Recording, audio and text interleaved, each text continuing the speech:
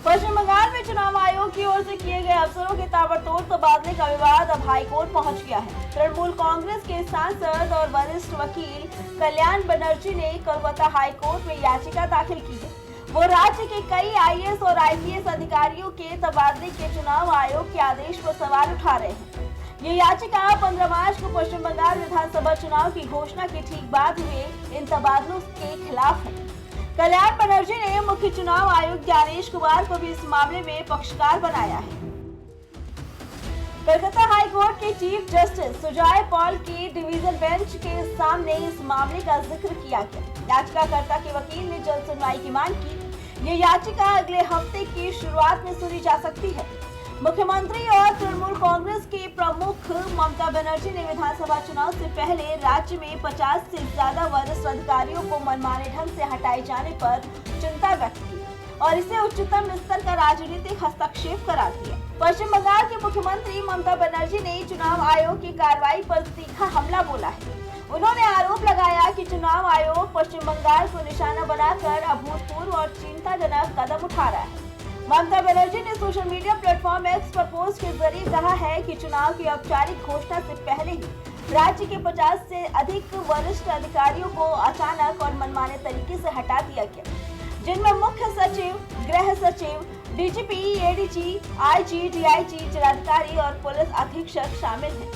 उन्होंने इसे प्रशासनिक कार्रवाई नहीं बल्कि उच्च स्तरीय की राजनीतिक दखलंदाजी बताया।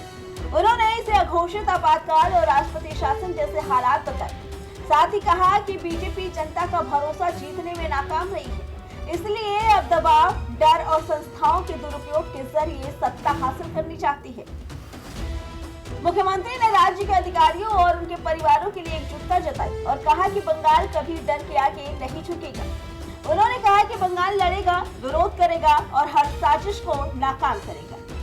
मुख्यमंत्री ममता बनर्जी ने आरोप लगाया कि निष्पक्ष रहने वाली संस्थाओं का राजनीतिकरण किया जा रहा है, जो संविधान पर सीधा हमला है।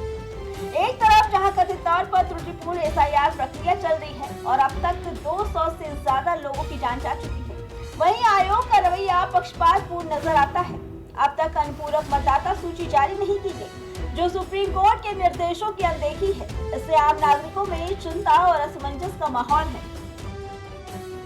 ममता बनर्जी ने आरोप लगाया कि आईबी, एसटीएफ और सीआईडी जैसे महत्वपूर्ण विभागों के वरिष्ठ अधिकारियों को चुनिंदा तरीके से हटाकर राज्य से बाहर भेजा जा रहा है, जिससे प्रशासनिक ढांचे को कमजोर करने की कोशिश हो रही है। उन्होंने भाजपा पर भी निशाना साधते हुए सवाल उठाया कि आखिर भाजपा इतनी बेचैन क्यों है और बंगाल को बार बार निशाना क्यों बनाया जा रहा है।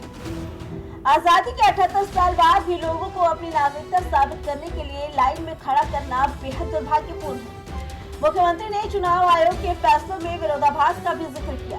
उन्होंने कहा कि एक तरफ आयोग कहता है कि हटाए गए अधिकारियों को चुनाव ड्यूटी में नहीं लगाया जाएगा, वहीं दूसरी तरफ कुछ ही घंटों में उन्हें चुनाव पर्यवेक्षक बनाकर बाहर भेज दिया जाता है। उन्होंने सिलीगुड़ी और विधान नगर के पुलिस कमिश्नरों को बिना विकल्प दिए पर्यवेक्षक नियुक्त करने पर भी सवाल उठाए, जिससे ये दोनों अहम शहर कुछ समय के लिए बिना नेतृत्व के रहेंगे।